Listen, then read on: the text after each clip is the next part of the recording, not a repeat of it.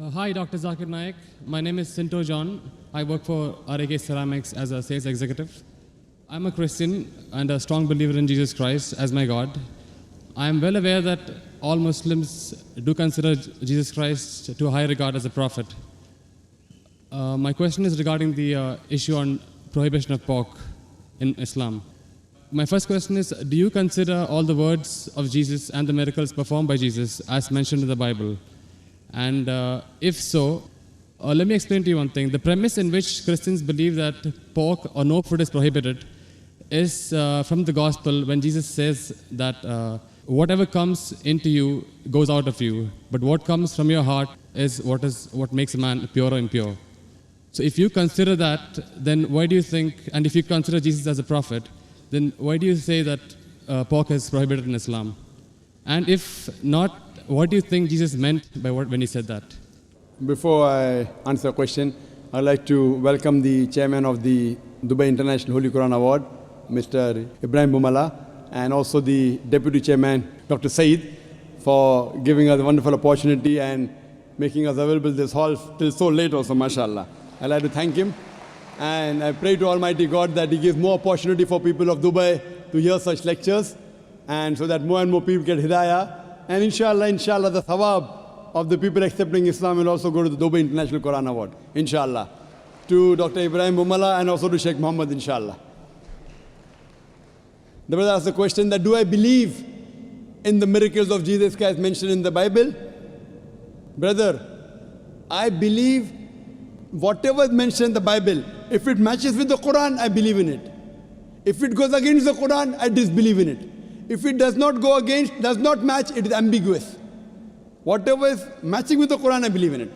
As far as the second part of the question is concerned, that you say regarding the prohibition of pork, it has been nullified because Jesus Christ, peace be upon him, says, whatever comes in to you goes out, and main thing is from your heart.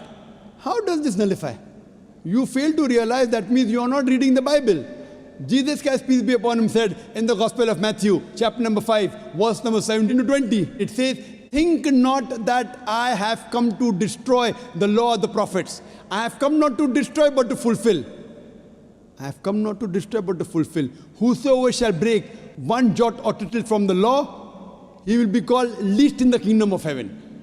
That means you cannot break one jot or tittle from the law. That's what Jesus Christ, peace be upon him, says. Now you pick up another verse and says, what comes into you goes out, what is from your heart, you can have pork. Where does it mean you can have pork? You are contradicting your God, Jesus Christ, peace be upon him. It says, think not that I have come to destroy the law of the prophets. I have come not to destroy but to fulfill. Unless the heavens and the earth pass away, not one jot or tittle can pass away from the law until they are fulfilled. And whosoever shall break one law or tittle, he shall be called least in the kingdom of heaven. Whosoever shall keep it and teach men the same, they shall be called great in the kingdom of heaven. Unless your righteousness exceeds the righteousness of the scribes and the Pharisees, in no way shall you enter the kingdom of heaven. So if you want to go to Jannah, you have to be better than the Jews. You have to follow each and every commandment of Moses, peace be upon him. This is the teachings of Jesus Christ. Gospel of Matthew, chapter number 5, verse number 17 to 20. Okay, if that is so, then what do you think he meant when he said that whatever you eat comes in, whatever comes in out and goes out of you, what is from your heart is what decides what is pure or impure? It is simple. What comes in goes out. What's the problem in that? No, whatever you eat goes out. Is there any problem in that? No, it was asked in relevance when Jesus' disciples were questioned by the Jews that why are they not following the traditional ceremony of washing their hands before eating food. That's when Jesus replied that don't you understand that what you eat doesn't matter if it is pure or impure. What you eat, it goes into you and comes out of you. He didn't say it doesn't matter what you're eating is pure and impure. That's your saying.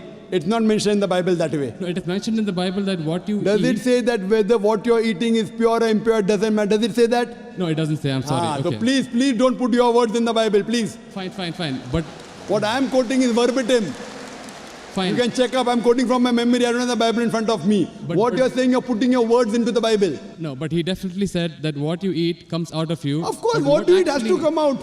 But what you eat has to come out. We are human beings. He wouldn't simply state that for, I don't know, for no man's sake. It is simple. What you eat comes out simple. Your heart means it is from your heart. That means your heart should follow the commandment. No, Because what Jesus he- Christ, peace be upon him, said earlier, don't break one jot or tittle. So if your heart is in it, you will not break a single jot or tittle. Simple explanation. Fine, You but don't he have to was- be a doctor of divinity. He was trying to prove the Jews wrong by saying that it is not important. No, not that- at all. He wasn't trying to do that. That's what you think. That's what the church tells you. It's plain black and white. No, Jesus said you cannot break one jot or tittle from the law. So I'm where is he telling the Jews to break the law of Judaism? He's not telling that. He is not giving any indication for the Jews to break the laws of Judaism. He is telling them to obey it. It is your understanding of the Bible. Nowhere does the Bible say that. He did think that the Jews were not completely obeying the laws. They had- Correct, I agree with you. They were not completely obeying because they did not believe in the fulfillment of the Messiah. Because the Jewish scripture says there's a Messiah to come. We Muslims, we believe in it. The Jews don't believe. So he was trying to explain to them, I am the Messiah. But that doesn't mean he was trying to break the laws of the Jews. He was trying to fulfill. Think not that I have come to destroy the law of the prophets. I have come not to destroy but to fulfill. Simple. I am asking you, do you have pork, brother? I'm sorry? Do you have pork? Yeah, occasionally. That means you're not a good Christian. You're not a good Christian. Even occasionally you break one law or tittle, you shall not go to Jannah. Not Quran says that, Bible says that. Even if you have pork and you break one law or a tittle, you shall not go to paradise. You shall not enter eternal life. And you said that you are a practicing Christian. You said you believe Jesus Christ is God. I don't believe Jesus is God, but I follow his teachings. I love him more than you. This is what Jesus said. It's from the heart. This is the explanation of your verse. It's from my heart. I love him. I love Jesus Christ. Peace be upon him. Do you? I don't think so. It is I do. theoretical, not I from do. your heart.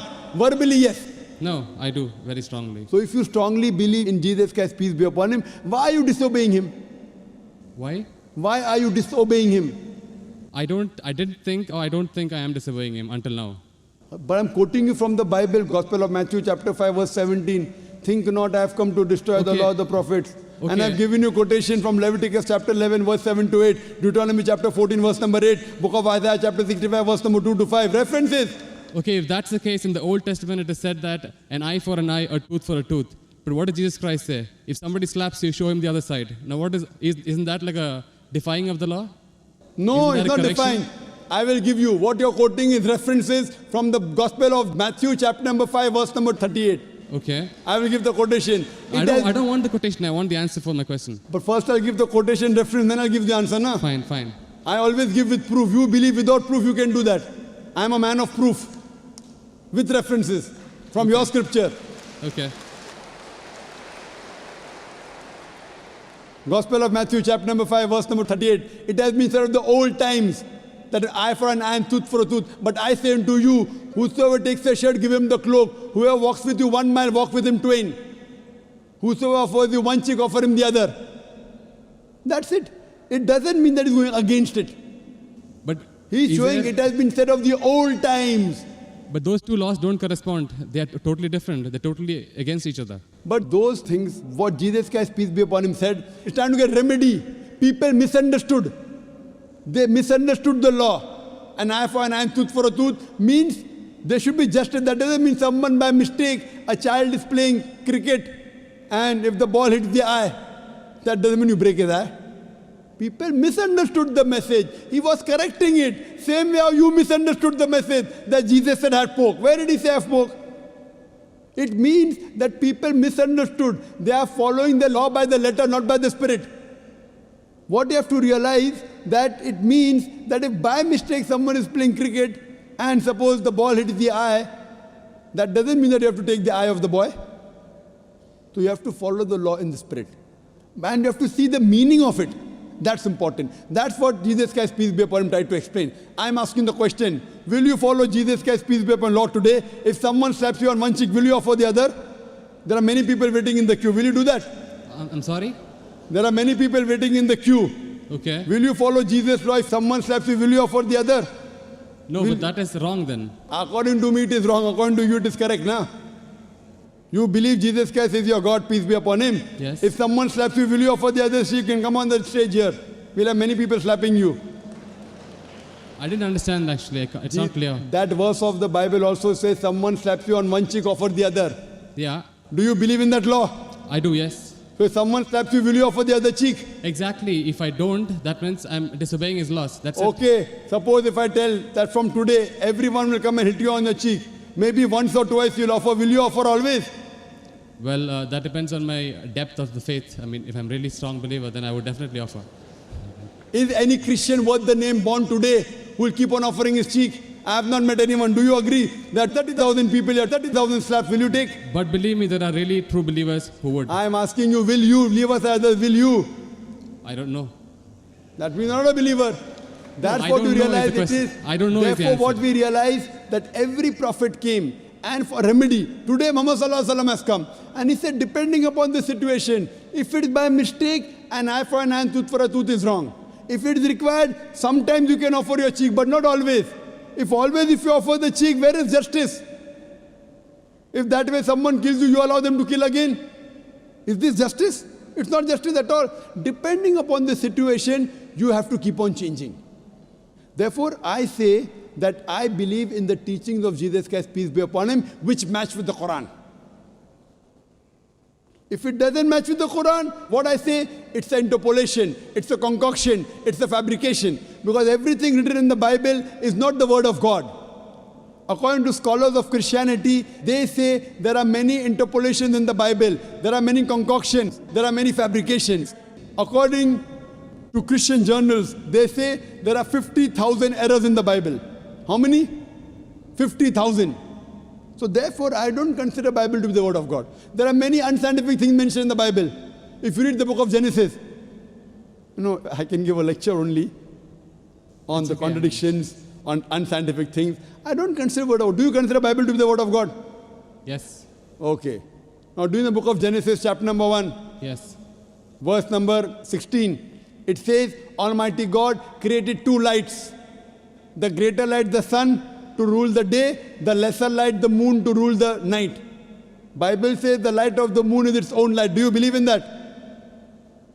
The light of the moon is? Is its own light. Do you believe in that? No. That you don't believe in the Bible. Bible says in the book of Genesis, chapter number 1, verse number 14, Almighty God, He created the earth on the third day, created the sun on the fourth day.